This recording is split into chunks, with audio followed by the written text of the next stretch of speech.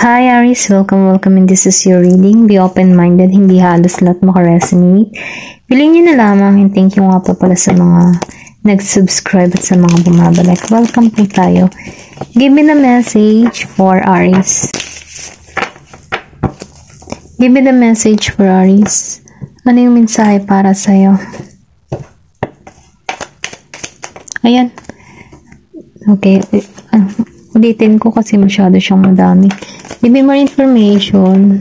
May madami pa rin. Talagang gusto niya madami siyang gusto sabihin sa'yo, Aries. Meron ditong the moon, upright. Then, meron dito na 10 of wands.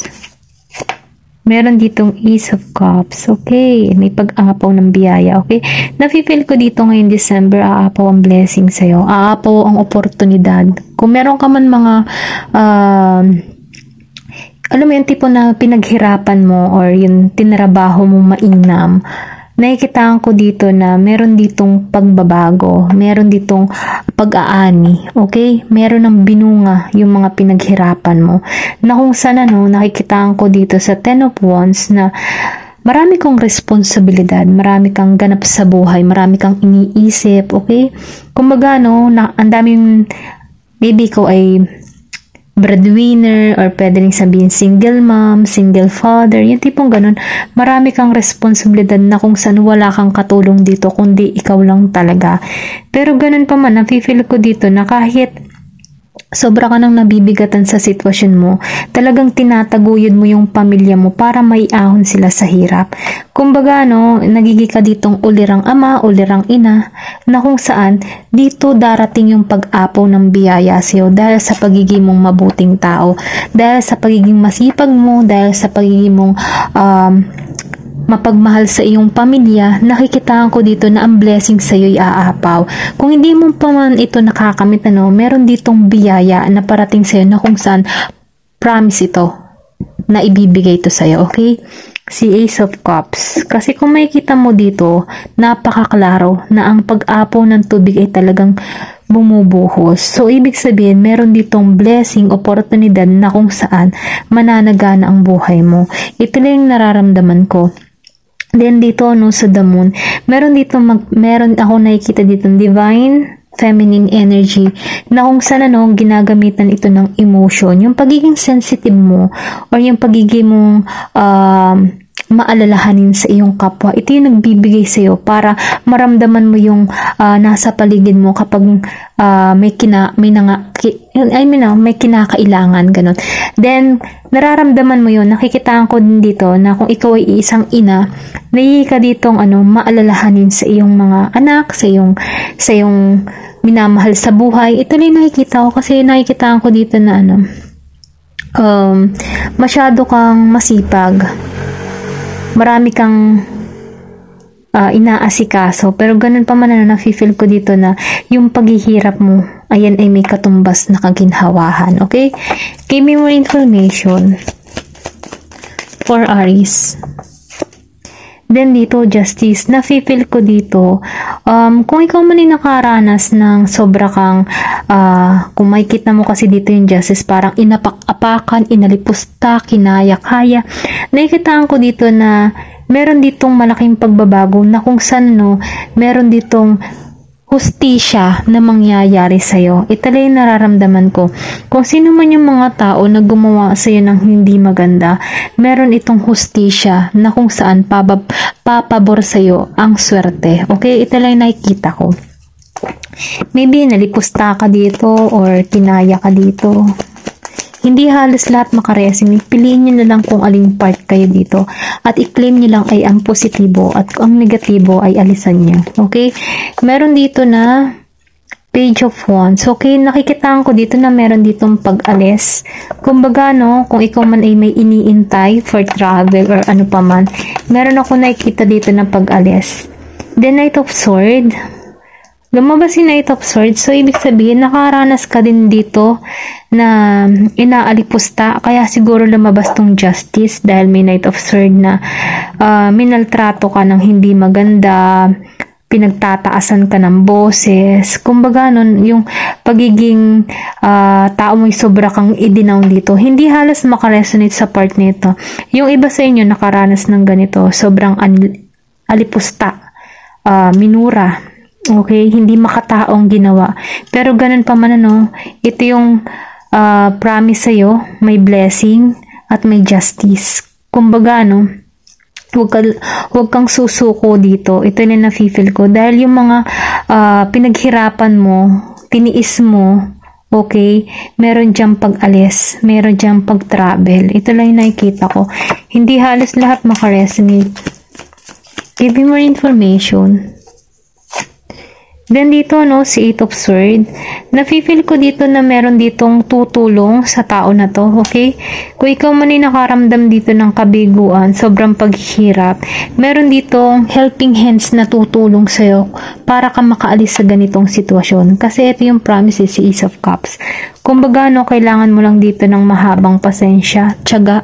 Dahil nakikitaan ko dito, yung paghihirap mo ay meron yung katumbas na kaginhawahan. Give me more information. 5 of Cups.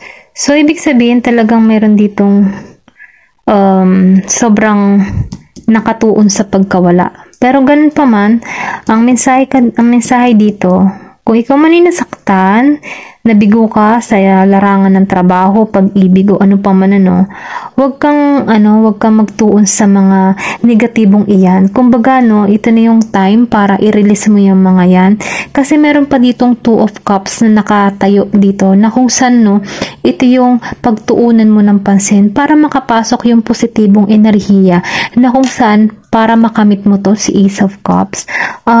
Sinasabihan ka dito na kung ikaw man ay minaltrato, no, hayaan mo na lamang yung mga tao na yan. Then forgive. Then magtuon ka sa sarili mo. Kasi may blessing may blessing ako nakikita dito. Kailangan mo dito ng tiyaga, okay? Pero ganun pa man, nakikitaan ko dito ng pag-alis. Meron ditong paglipat or pag-iba ng bayan, pag-relocate, no? Meron din ako nakikita dito na pag-ibang bansa, okay? Pero ganun pa man, maaalisan mo to. Kumbaga, no, ang payo lamang dito, ang challenge lang dito sa 5 of Cups, magtuon ka sa positibo. I-release mo na yung mga bagay na hindi na nakakatulong para sa'yo. Kumbaga, magtuon ka dito sa positibo. At mag-isip ka ng panibagong ideas para matulungan yung sarili mo. Ito lang yung nafe-feel ko kasi meron ditong nahihirapan. Kaya lang hindi halos lahat po ha. Ito lang yung nakikita ko. Give me more information. Okay. Lumabas ang Judgment. So, ibig sabihin, may paggising dito. Okay? Kumbaga, no, maybe sobra-sobra talaga ang nasaktan nito or pwede rin sabihin dito sa tao na ito na nakakaramdam ng trauma or abandon or sobrang sakit ng ginagawa sa kanya, minaltrato ng hindi maganda. Huwag ka mag-alala dahil meron ditong justice, may hustisyang parating sa'yo. Then lumabas si Judgment. Kumbaga no, may paggising dito. Kung makikita mo dito, kahit nahihirapan ka sa mga sitwasyon, merong mga anghel na gumagabay sa'yo at magtiwala ka sa process. Okay, ito lang na-feel ko kasi hindi papayag yung mga angel mo, yung mga guardian angel mo na malugmo ka sa ganyang sitwasyon. Kumbaga, ito yung promise si Ace of Cups. Kailangan mo lang dito ng tiyaga, okay? Gamitan mo ng logic yung sitwasyon. Kumbaga, kailangan mo ditong maging positibo. Huwag kang magpatalo sa mga masasakit na experience mo. Lagi mo isipin na kaya mo to, okay? Ito lang na-feel ko. Give me more information. Okay, meron ditong Knight of Pentacles. So, ibig sabihin, malalampasan mo to. Okay, ito yung mga tukso Maybe may trauma ka na dito or nag-iisip ka na dito ng mga sobrang masasamang gawain. Pero kailangan mong paglabanan yan, tukso na yan. Okay? Dahil nakikitaan ko dito na merong blessing. At dun ka magtiwala sa blessing at oportunidad para sa'yo. Give me more information. Ayan, Death. Isinagot ka na. Meron ditong bagong simula.